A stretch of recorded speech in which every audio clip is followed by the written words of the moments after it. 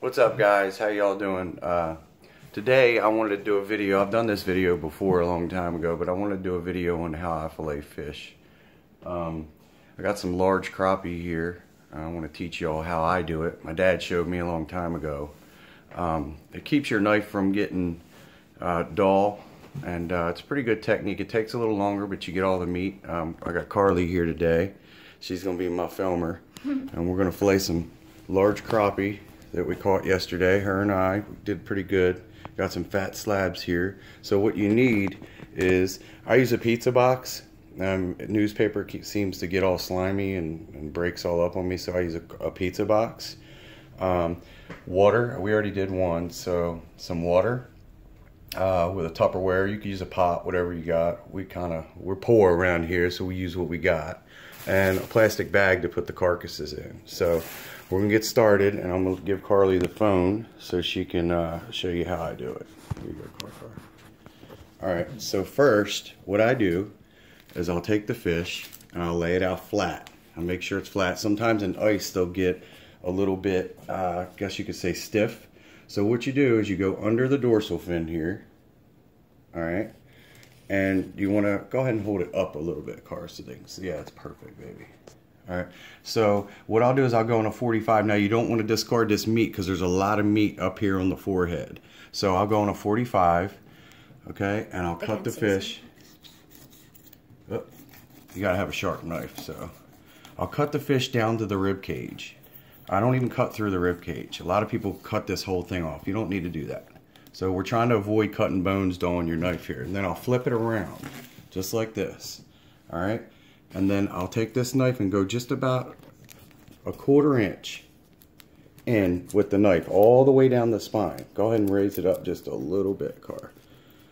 Just about a 1/4 inch. All the way down. You don't need much. Okay? And then I'll take my thumb and I'll lift this up. And as I lift up, you can see the fillet coming out. Alright? Just like so. Alright? Then I'll punch through. Once I get past the rib cage, I'll take the knife and I'll punch through that.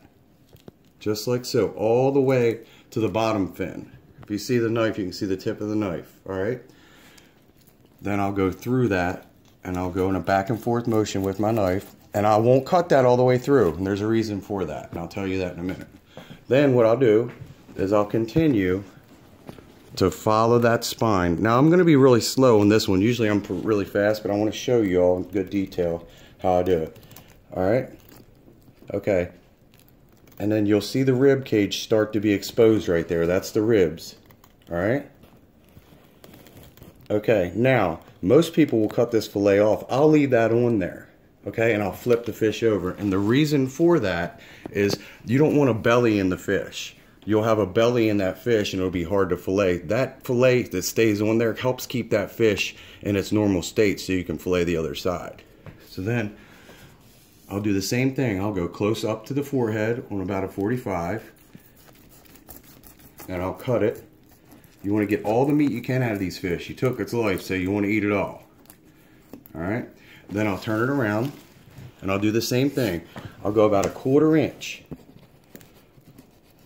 down the spine. And sometimes it's hard to get that started, but once you get it started, it goes pretty good. You see how I'm riding down the spine a 1/4 inch? Real nice. You'll get all that fillet.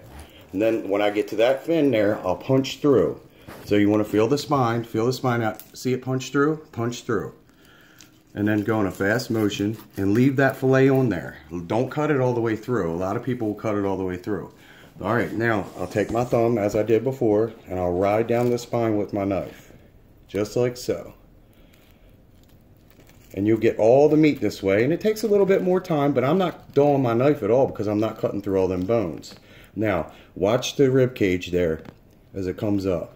You'll see the rib cage. You're getting all that meat. Just like so. Alright, just like so. Now, what I'll do is once I get to that rib cage and it's over with, I'll take the base of my knife right here because that's the sharpest part of your knife. And I'll use that to cut the skin. So, what we'll do, like this. Okay, now we have our fillet, and we'll flip it over. And there's your fillet. Now, what I'll do, and now this is important, you want to go really quick with your knife back and forth because it'll get really tight to the skin. You don't want to get no skin, so let's try it. So I'll start it and I'll go super fast, just like so. Grab the skin, super fast, just like that. Now, if you look, you have a beautiful fillet here. I mean, that's a pretty big fillet. If you look at the knife,